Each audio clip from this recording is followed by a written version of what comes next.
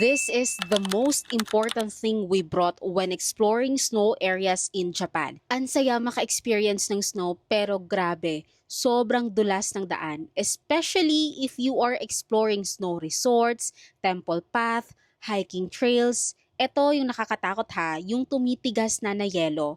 So, as a very pregnant person, may senior din kaming kasama, it is a requirement na dapat hindi madulas.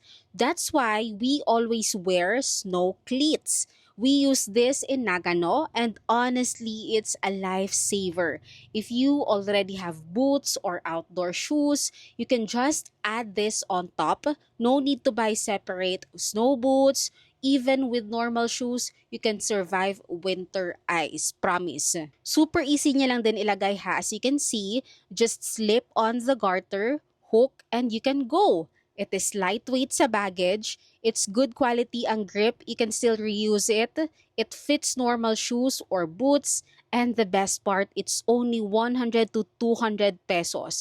Compared to buying snowshoes worth thousands of pesos, tas isang beses mo lang naman gagamitin. Also, tip lang, buy one size bigger than your shoe size para mas madaling isuot and hindi siya madaling mag-slip sa shoes mo.